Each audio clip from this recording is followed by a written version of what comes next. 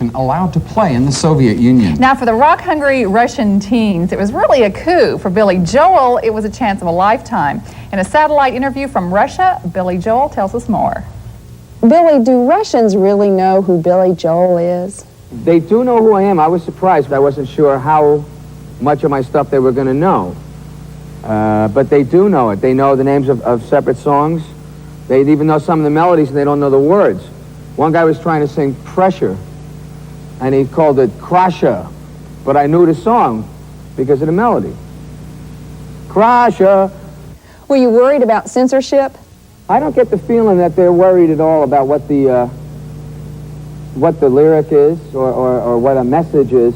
I think their concern might be like any promoter or any city government anywhere. You get a heavy metal act in that's loud enough and crazy enough, the kids are going to tear the place up.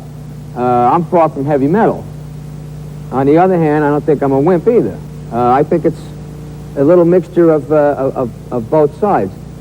I was never asked to review my stuff to them. I never got the feeling I was going to be censored at all. I think they welcome new music right now. Billy, are you going to sing any political songs? Yeah, we're going to do those songs. I don't particularly consider them any more or less political than any other stuff I wrote. I think all my stuff is political because it deals with human beings and human relations, and that's politics to me. It's really how people get along. How do you feel about performing as a representative of Western music? I'm really honored and proud to be here because this isn't just being a pop star anymore.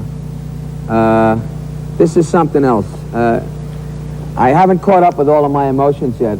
I think I'll know better when I'm home and I've had time to think about all the stuff that's going on. Now, HBO is planning to air a special on Billy Joel's Russian tour sometime in October. Should be good. Well, in the meantime... ...style are not considered decadent, negative influences. Joel says he's not trying to make any political point, but everything here, sooner or later, becomes political. Everything is political. Everything you do is political, I think.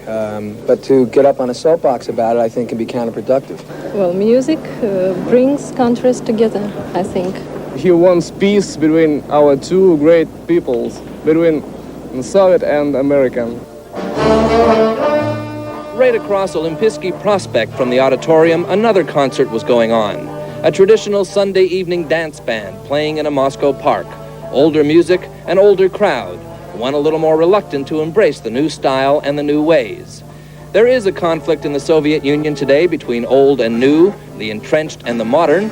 It was symbolized in musical terms here this evening on opposite sides of Olympijski Prospect.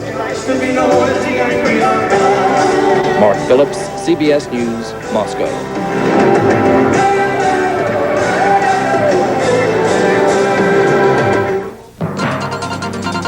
Pepsi commercial. Sandy Gilmore, NBC News, Moscow. That's nightly news for the rocked a red-hot Moscow concert crowd last night in the Soviet Union's 20,000-seat Olympic Stadium as he kicked off a six-performance swing behind the Iron Curtain.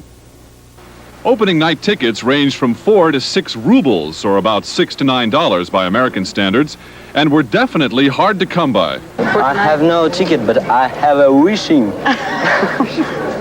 And wishing it is very much, and I come to this concert.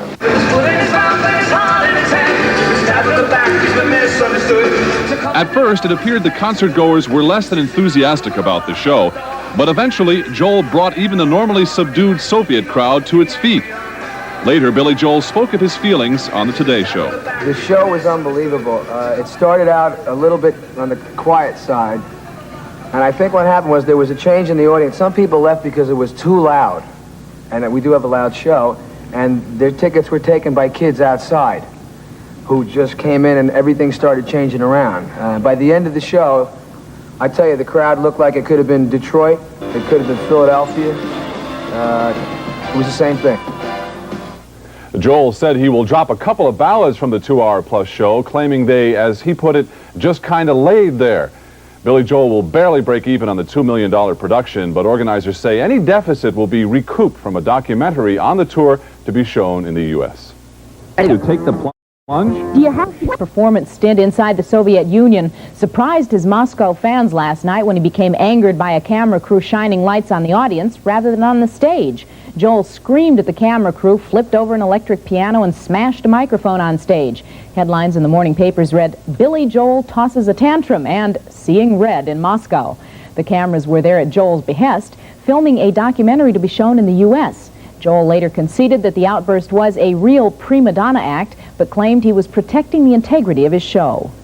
David Bowie. For allowing fans to dance with him on stage. Now, Joel admits he acted like a prima donna when, at another concert, he yelled at the audience and his crew and threw equipment around. But according to Joel, sometimes unpredictable actions are necessary to motivate a crowd. You play in the States, you get spoiled because the audiences in the States are the most enthusiastic, are the most vocal. They're the wildest. And you get spoiled. You like that. You go for that when you have a crowd. In Europe and Japan, Australia, the audiences we have tend to be a little more laid back. And you've got to kind of whip them up a little more. You got to get a frenzy going because a concert is basically an exchange of energy. You play a song, the audience goes, yay. If they go yay loud enough, you go, okay, and you go up to the next point in the graph. And hopefully you're pretty built up by the end of the show. You want it to have a climax. And the more laid back an audience is, I think the wilder things you do to get them going. Joel concludes his tour of the Soviet Union with 3 concerts in Leningrad on August 2nd, 3rd, and 5th. For VH1, I'm Donna Fiducia. I think that you can either boycott or censor culture. I think it has to be free exchange. And maybe that's why Billy Joel is the talk of the U.S.S.R. this week. With concerts in Moscow and Leningrad, he's the first American rock and roller to tour the Soviet Union. And wife Christy Brinkley sums up the experience.